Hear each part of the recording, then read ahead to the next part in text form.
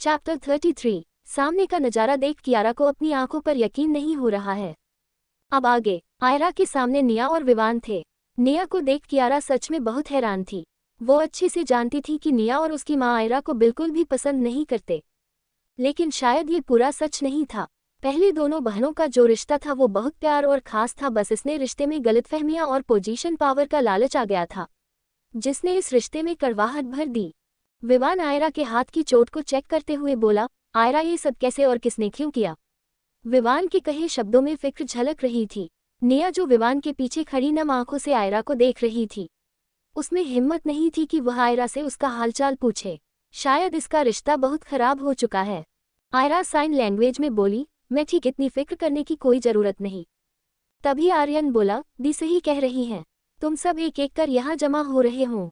विवान बोला, मैं कुछ समझा नहीं, तुम क्या कहना चाहते हो? आर्यन करण पास खड़ी कियारा को देख बोला, तुम तीन तो यहाँ आ गए, अब एक एक कर कौन कौन आएगा? आयरा आर्यन को घूर कर देखती है। आर्यन अपने कंधे उचकाकर खड़ा हो जाता है। ये देख आरव की हंसी छूट जाती है। विवान कियारा को देख उसके पास आ बोला, प्रिंसेस तुम यहाँ बिना बताया क्यों आए? कम से कम किसी को इन्फॉर्म तो कर ही सकती थी।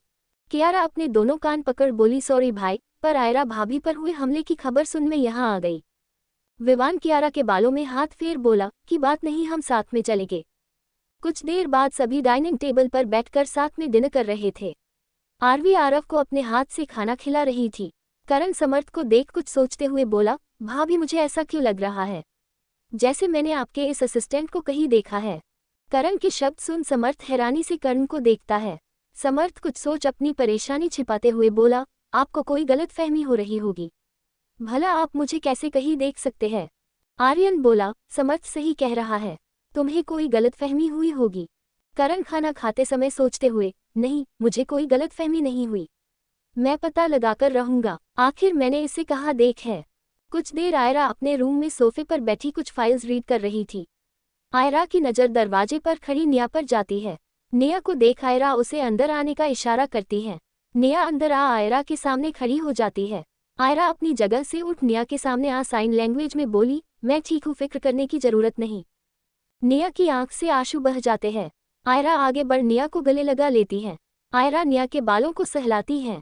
निया भी आयरा को गले लगा अपनी पकड़ कसते हुए भीगे गले से बोली, सॉरी दी, मैं गलत समझती रही, मुझे लगता था कि आपने जानबूझकर विवान से शादी करने को हाँ कहा था। आई एम रियली सॉरी दी, मुझे सच पता चल गया। फ्लैशबैक, विवान निया के केबिन से निकल आयरा से मिलने जाने वाला होता है। तब निया की बात सुन उसके कदम रुक जाते हैं। निया गुस्से से चिल्लाते हुए बोली, तुम्हें उस आयरा की इतनी फिक्र क्यों है विवान? ये सुन विवान पीछे पलट हैरानी से देखता है। विवान निया के पास आ उसे बाजू से पकड़ कर बोला, निया ये तुम कैसी बातें कर रही हो? आयरा तुम्हारी बहन है, मेरी दोस्त है, उस पर हमला हुआ है तो क्या मैं उससे मिलने नहीं जा सकता? क्यों लेकिन क्यों? निया चिल्लाते हुए बोली।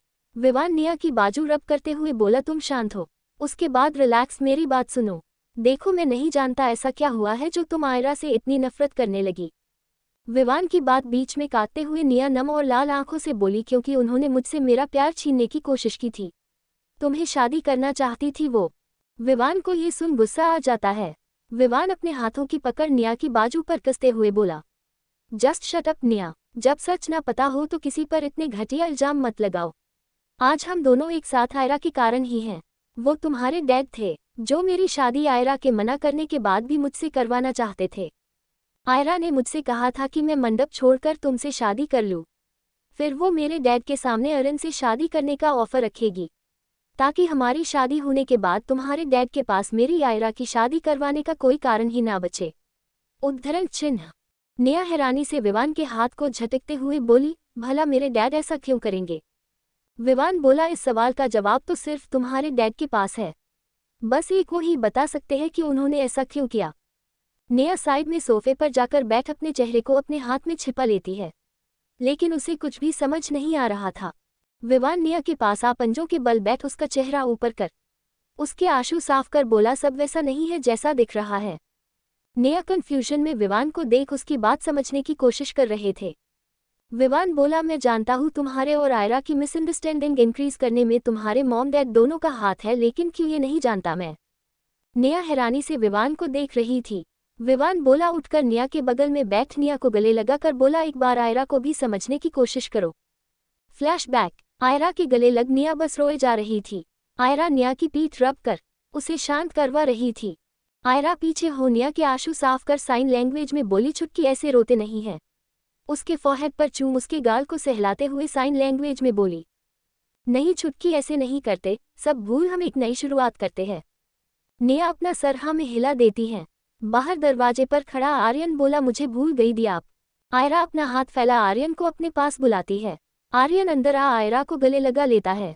तीनों भाई बहन एक दूसरे के गले लग अपने गीले शिकवे दूर कर रहे थे, लेकिन उनके इन गिले शिकवे उनके बीच पैदा करने वाले इन सब से अनजान थे।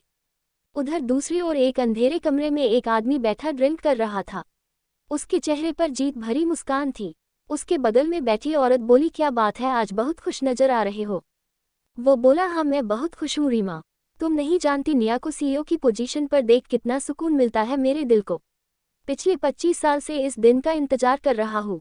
आर्यन को प्रॉपर्टी से कुछ नहीं चाहिए, अब बस उस आयरा के पैर पीछे करवाने हैं, उसके बाद सब मेरी बच्ची का है। आखिर क्यों आदित्य रॉय अपने ही बच्चों में फूट डाल रहे हैं? जानने के लिए बने रहिए। बाय बाय, मिलेंगे नेक्स्ट चैप्टर में।